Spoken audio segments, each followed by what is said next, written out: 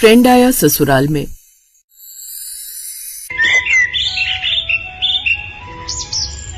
अदिति जितनी ज्यादा मॉडर्न थी, उसके ससुराल वाले उतने ही ज्यादा पुरानी सोच के थे।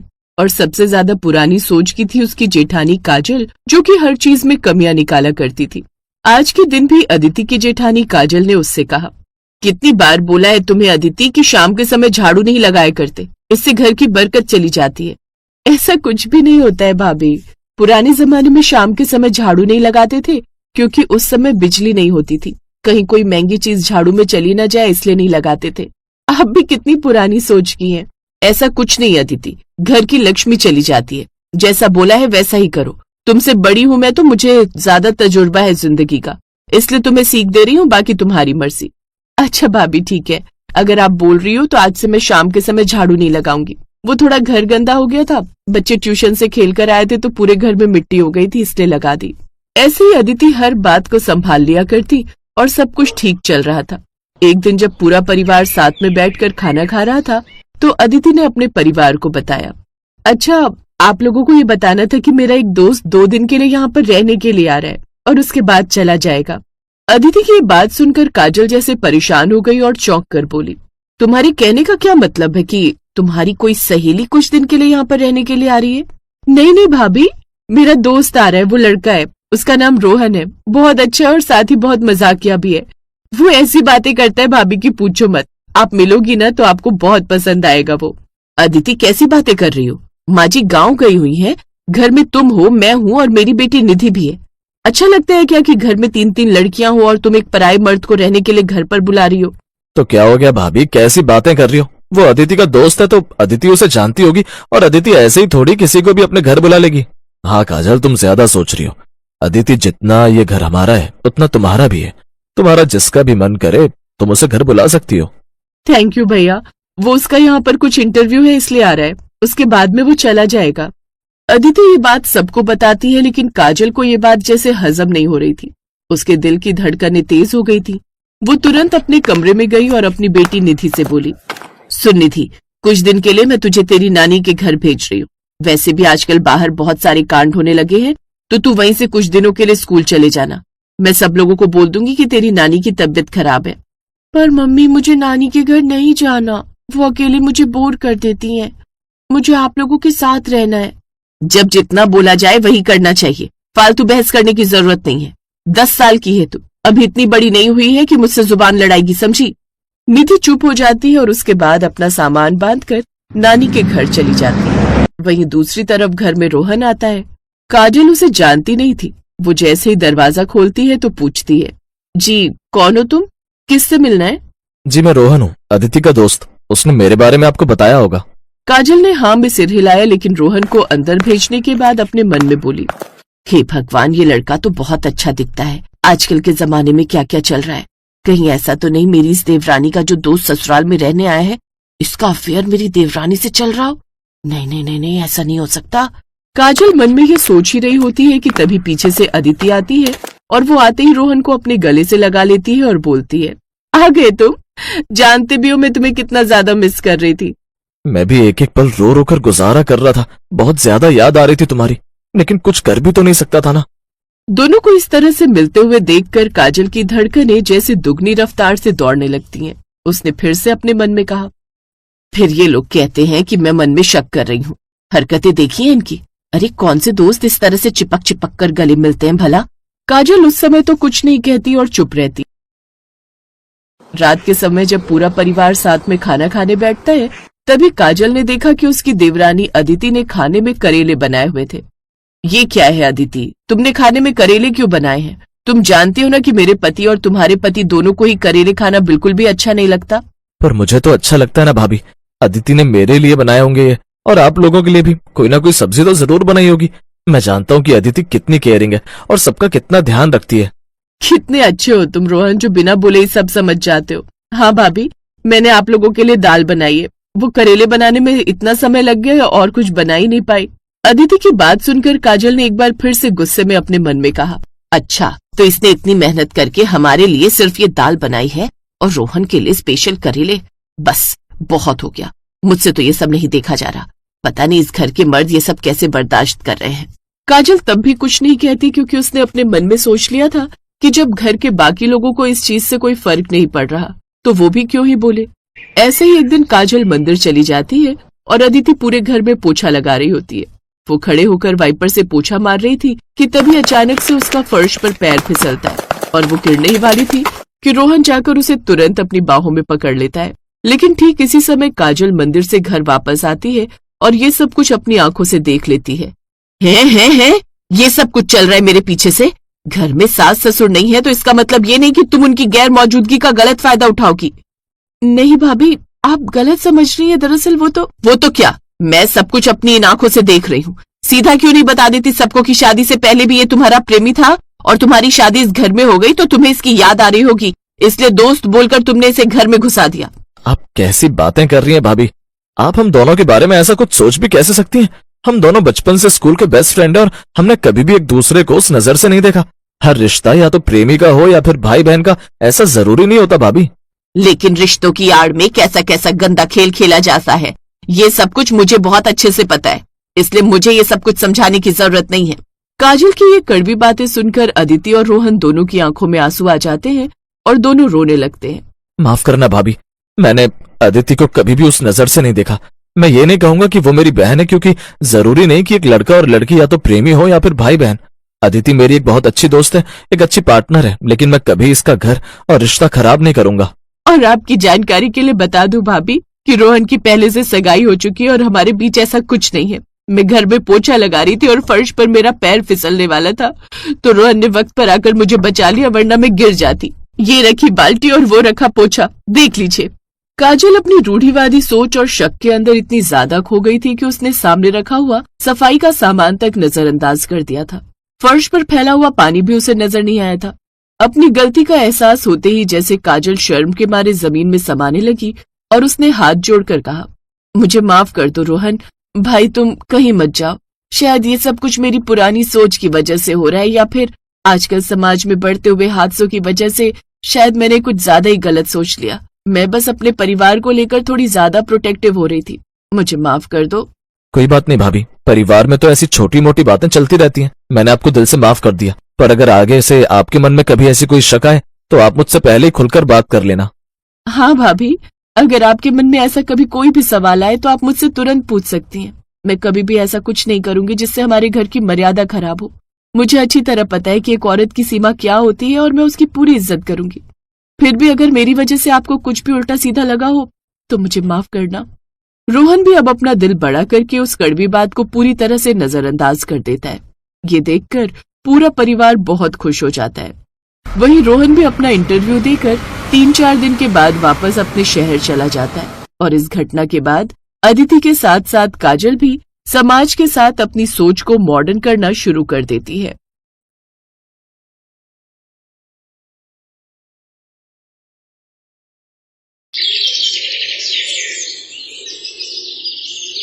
भाभी, नाश्ता बन गया क्या? मैं लेट हो रहा हूँ। हाँ हो गया। लो, आलू के पराठे बनाए हैं आज। क्या बात है, मजा ही आ जाएगा फिर तो। जी करता है कि सारे काम छोड़ूं और आराम से बैठकर बस ये पराठे ही खाता रहूं। तू भी ना, चल अब जल्दी कर।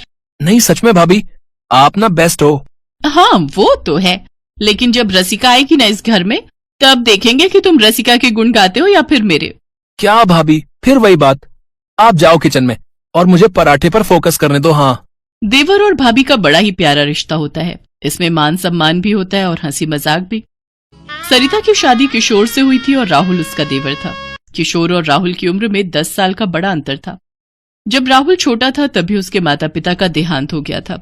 उनके जाने के बाद पहले किशोर ने और फिर भाभी बनकर आई सरिता ने राहुल को अपने बेटे की तरह पाला था। सरिता और किशोर की कोई औलाद नहीं थी, इसीलिए उन्होंने अपना सारा प्यार राहुल पर ही लुटा दिया था। राहुल मजे से पराठे खा रहा था कि तभी किशोर वहां आया। हाँ भाई, क्या बनाया आज? आओ भैया और मिलो वर्ल्ड की सबसे बेस्ट शेफ से, आलू पराठा स्पेशलिस्ट 10 सरिता भाभी से। मस्का लगाना तो कोई तुझसे सीखे। और बता क्या चल रहा है? कुछ नहीं, बस अगले महीने एग्जाम और फिर नौकरी की तैयारी। गुड। आज अगर माँ बाबूजी जिंदा होते तो कितने खुश होते। बस तू जल्दी से अपना काम धंधा शुरू कर, फिर हम रसिका को ले आएंगे पूरी धूमधाम से। क्या यार भैया, जब देखो वही बात। आप पराठे खाओ ना, और मुझे भी शांति के साथ पराठे खाने दो। अब ये शांति कौन है? उसके लिए भी पराठे पैक करवा दूं क्या? चुप हो जाओ आप दोनों। किशोर के घर में हमेशा ऐसे ही हंसी मजाक का माहौल रहता था। किशोर एक कंपनी में काम करता था और सरिता घर संभालती थी। माँ बाप के एक साथ चले जाने के बाद रिश्तेदारों ने किशोर की शादी बहुत जल्दी कर दी थी, ताकि वो दोनों मिलकर राहुल का ख्याल रख सके।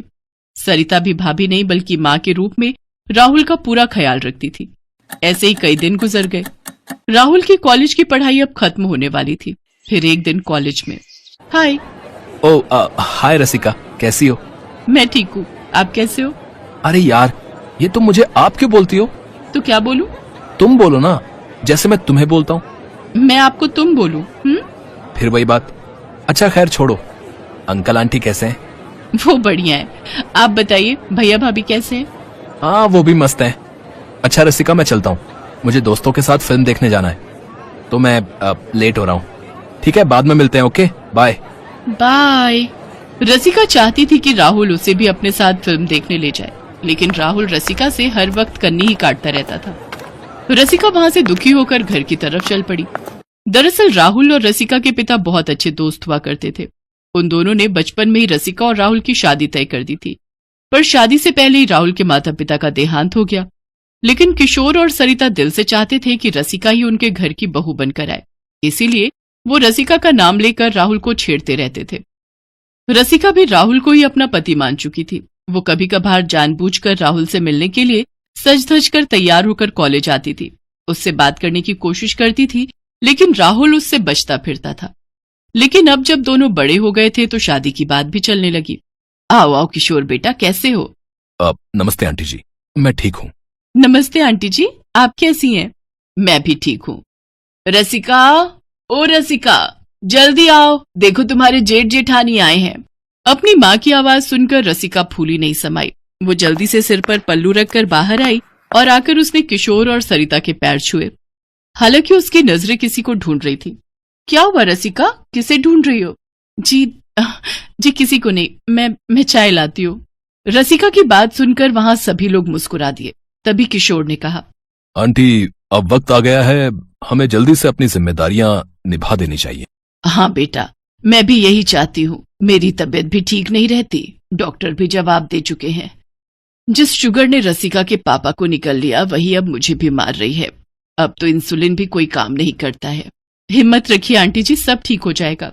हाँ बेटी, बस रसिका तुम्हारे घर चली जाए, उसके बाद तो भगवान मुझे कभी भी उठा ले, कोई दुख नहीं। उसी दिन पंडित जी से बात कर शादी की तारीख तय कर दी गई। ये देखकर रसिका की खुशी का ठिकाना नहीं था, लेकिन घर आकर जैसे ही ये बात किशोर ने राहुल को बताई तो वो बहुत नाराज हो गया और गुस्से से बोला, भैया भाभी, मुझे रसिका से शादी नहीं करनी है। ये क्या बोल रहा राहुल? पर माँ बाबूजी की यही इच्छा, और मेरी इच्छा का क्या? मुझे रसिका पसंद नहीं है, साफ बात ये है। क्या बुराई है उसमें? सुंदर है, संस्कारी है और... आप समझ नहीं रही हो भाभी, वो सीधी सादी बहन जी टाइप लड़की है, हमारी नहीं जमेगी। देख राहुल, तेरी शादी तो रसिका से ही होगी, वरना याद रखना वो वसीयत वाली बात। वसीयत का नाम सुनते ही राहुल चुप हो गया। उसे झुकना पड़ा और कुछ दिनों बाद राहुल और रसिका की शादी। रसिका बहुत खुश थी। वो घर के कामों में सरिता का पूरा हाथ बटाती और किशोर की भी बहुत इज्जत करती थी। लेकिन दूसरी तरफ राहुल अब बहुत चुपचाप रहने लगा था। साफ पता चल रहा था कि वो इस शादी से खुश नहीं है। फिर एक दिन डाइनिंग टेबल पर, राहुल, वो वकील साहब आएंगे शाम को, तुम्हारे साइन चाहिए उन्हें 3-4 कागजों पर। अब ठीक है भैया, मैं कर दूंगा, अभी ऑफिस जा रहा हूँ। दरअसल किशोर और राहुल के पिता शंभुनाथ एक वसीयत छोड़ गए थे। उसके मुताबिक राहुल को उनकी जायदाद का आधा हिस्सा उसी दिन मिलेगा जब वो रसिका से शादी करेगा। रसिका से शादी के बाद किशोर ने उसी दस्तावेज के बारे में राहुल से बात की थी। शाम को वकील आया और उसने राहुल से पेपर्स पर साइन भी करवा लिए। अब शंभुनाथ की आधी जायदाद का मालिक राहुल बन चुका था। कुछ दिन बाद एक सुबह जब सब लोग उठे तो रसिका के तेज तेज रोने की आवाज सुनाई दी। उसके हाथ में एक चिट्ठी थी जो राहुल उसके लिए छोड़कर कहीं चला गया था। उस चिट्ठी में राहुल ने लिखा था कि वो रसिका से शादी करने से पहले एक दूसरी लड़की से शादी कर चुका था जो पहले से ही उसकी गर्लफ्रेंड थी, और उसने सिर्फ अपने पिता की जायदाद पाने के लिए रसिका से शादी की थी और अब वो अपना सारा हिस्सा लेकर अपनी पहली पत्नी को साथ लेकर विदेश जा रहा था। किशोर ने फौरन राहुल को फोन किया, मगर राहुल ने उसका फोन नहीं उठाया। उल्टा ये मैसेज कर दिया कि अब से उसका ना तो रसिका से कोई रिश्ता है और ना ही किशोर और सरिता से। ये क्या किया राहुल, ऐसा कैसे कर दिया तूने? जरूर हमारी ही परवरिश में कोई कमी रह गई होगी, वरना वो कभी ऐसा नहीं करता। नहीं भाभी, आप अपने आप को मत कोसो। मेरी किस्मत खराब है जो मेरे आते ही ये घर टूट गया। रोती बिलखती रसिका को किशोर और सरिता ने सहारा दिया। राहुल के धोखे की बात रसिका की मां बर्दाश्त नहीं कर पाई और वो भी चल बसी। इस बात को कई महीने गुजर गए। अब तो राहुल ने विदेश में जाकर अपना नंबर भी बदल लिया। इधर रसिका ने भी एक ऑफिस में नौकरी शुरू कर दी। धीरे धीरे पूरा साल गुजर गया, लेकिन राहुल लौट कर नहीं आया। किशोर और सरिता समझ गए थे कि अब राहुल कभी नहीं लौटेगा। फिर एक शाम जब रसिका अपने ऑफिस से लौटी तो वो हैरान रह गई। किशोर और सरिता उसके कलीग हरीश के साथ बैठे थे। हरीश जी आप? हाँ रसिका, हरीश को हमने ही बुलाया है। रसिका, हरीश से हमारी फोन पर बात हुई थी। ये तुम्हें पसंद करते हैं और तुमसे शादी करना चाहते हैं। पर भाभी, ये नहीं हो सकता। क्यों नहीं हो सकता? जब राहुल अपनी जिंदगी में आगे बढ़ गया तो तुम कब तक उसके इंतजार में बैठी रहोगी? मैं सिर्फ भाभी नहीं हूं तुम्हारी, आंटी के जाने के बाद अब मैं तुम्हारी माँ भी हूं और मुझे हक है तुम्हारा अच्छा बुरा सोचने का। तुम बस इतना बताओ कि हरीश तुम्हें पसंद है या नहीं। भाभी, रसिका कोई जवाब तो नहीं दे सकी, लेकिन उसके आंसू उसके दिल का हाल बयां कर रहे थे। उसकी भावनाओं को सरिता ने समझ लिया और फिर, रसिका, भले इस घर में तुम मेरी देवरानी बनकर आई थी, लेकिन अब तुम मेरी बेटी हो। राहुल के किए की सजा मैं तुम्हें नहीं भुगतने दूंगी। तुम्हारी शादी हरीश से होगी। मैं और तुम्हारे भैया इस बार तुम्हारा कन्यादान करेंगे। और हाँ, हमेशा एक बात याद रखना, तुम्हारा इस घर के साथ नाता कभी नहीं टूटेगा। ये घर हमेशा तुम्हारा मायका रहेगा। इतना कहकर सरिता ने रसिका को गले से लगा लिया। रसिका रोए जा रही थी, लेकिन उसे ये विश्वास भी हो गया था कि अब इसके बाद उसे रोना नहीं पड़ेगा, क्योंकि ना तो वो अनाथ